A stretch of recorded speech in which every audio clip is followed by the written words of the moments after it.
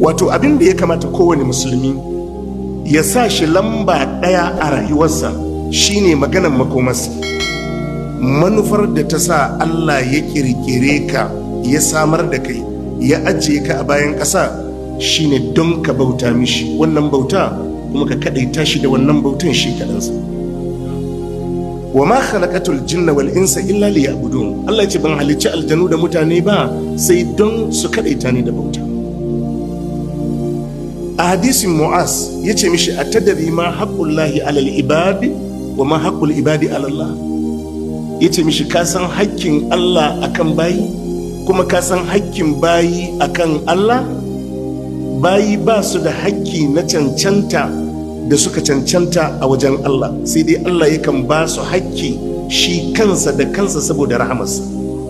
Haƙƙin Allah akan bayi shine bayi su bauta ma Allah shi kadai, kar su yi tarayya da shi a komai. Abu na farko ka kiyaye dalilin halittar ka shine don ka bauta ma Allah.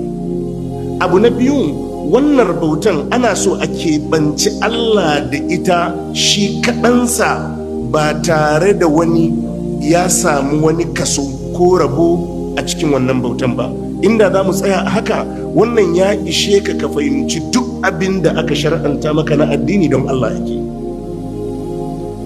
Allah a cikin alkur'ani yake cewa wa ma umiru, Allah ce ba a umurci bayi da su yi addini ba. Wa ma umiru, ba a umurci bayi su bauta ma Allah ba. Wa ma umiru illa liya'budullaha, sai don su bauta ma Allah mukhlisina lahuddin, suna masu keɓantarsa da wannan ibadar da wannan addinin shi kaɗansa. Shi kansa manzon Allah sallallahu alaihi wa alihi wa sallam a farkon suratul zumar Allah yake ce mishi inna anzalna ilaykal kitaba bil haqqi.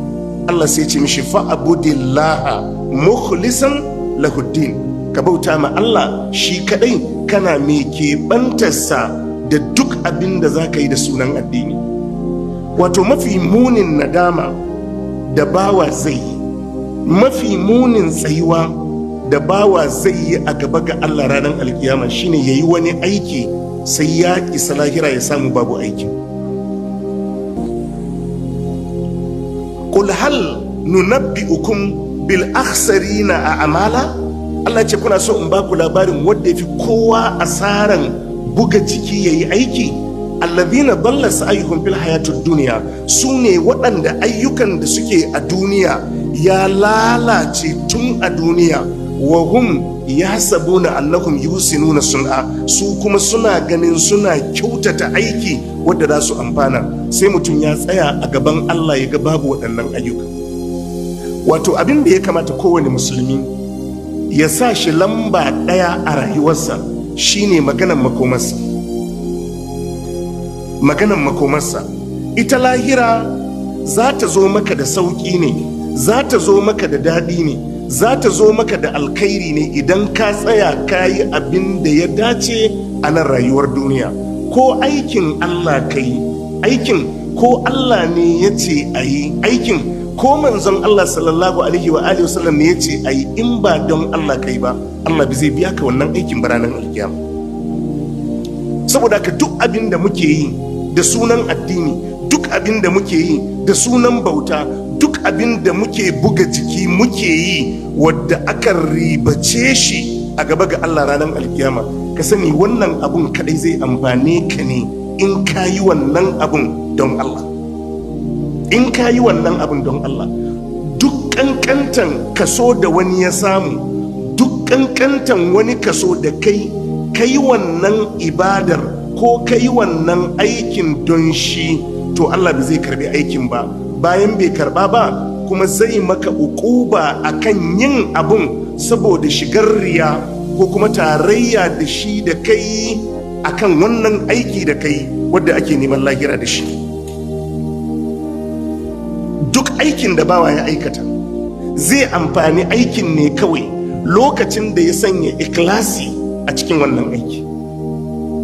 Ita mutuwa sau ɗaya take zuwa bawa. Idan aka zo aka tafi da kai, an tafi da kai kenan. yau waɗanda aka je aka bisne su yau suna kwance a kabarinsu, to yanzu su suna jiran benci ne kawai su ga me zai faru. Ba wadda za a bashi dama ya sake karanta alkur'ani, ba wadda za a bashi dama ya sake sadaka, ba wadda za a sake bashi dama ya yi nafila, azumi ne ko kuma sallah ce. Ba wani wadda duk abin da kaji ana cewa zai faru in an yi tashin alkiyama yanzu kawai su suna jira ne su ga yaya da su wanye. Kai ne kake da dama na ka gyara abin da ya ɓaci, ka kyautata abin da za ka yi, ka kauce ma abin da zai cutar da kai duniyarka da lahirarka.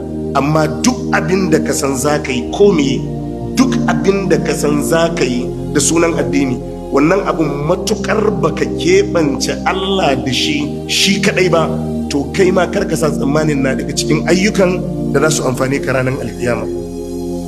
Ya tabbata a cikin hadisin Muslim, hadisin Abu Huraira, annabi sallallahu alaihi wa alihi wa sallam yake cewa inna awwalan nasi yuqda yawmal qiyamati alaihi